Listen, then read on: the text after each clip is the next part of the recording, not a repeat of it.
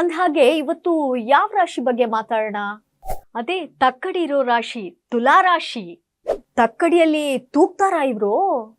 ಸಾಮಾನ್ಯವಾಗಿ ನೀವು ಬ್ಯಾಲೆನ್ಸ್ಡ್ ಆಗಿರ್ತೀರಿ, ತುಂಬಾ ಕಾಮ್ ಆಗಿರುವಂತಹ ಸ್ವಭಾವದವರಾಗಿರ್ತೀರ.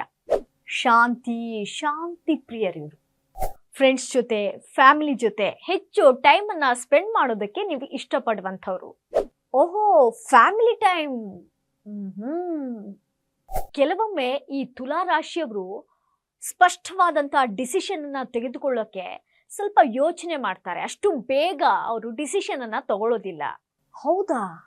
ಆದ್ರೆ ಈ ಮೇ ತಿಂಗಳಲ್ಲಿ ಒಂದು ಸ್ಪಷ್ಟವಾದಂತಹ ನಿರ್ಧಾರವನ್ನ ತುಲಾ ರಾಶಿಯವರು ತೆಗೆದುಕೊಳ್ತಾರೆ. ಓನ್ ಡಿಸಿಷನ್ ಅಂತೂ ಪಟ್ ಅಂತ ತಗೊಂಡ್ಬಿಡ್ತೀರಲ್ವಾ? ಹಾಗೆ ನೀವೀಗ ಏನ್ ಕೆಲಸ ಮಾಡ್ತಾ ಇರ್ತೀರೋ ಅದರಲ್ಲಿ ಒಂದು ಬದಲಾವಣೆ ಆಗುವಂತ ಚಾನ್ಸಸ್ ಇರುತ್ತೆ. ಹಾಗೆ ನಿಮ್ಮ ಜೊತೆ ಇರುವಂತ ಕೊಲೀಗ್ಸ್ ಇಂದ ತುಂಬಾ ಸಹಕಾರ ಕೂಡ ನಿಮ್ಗೆ ಸಿಗುತ್ತೆ. ಜಾಬ್ ಚೇಂಜ್ ಮಾಡ್ತೀರಾ?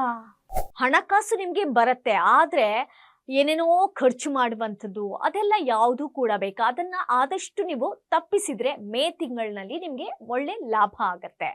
ತುಲಾ ರಾಶಿಯವರೇ, ದುಂದು ವೆಚ್ಚ ಮಾಡೋದೇ ಬೇಡ.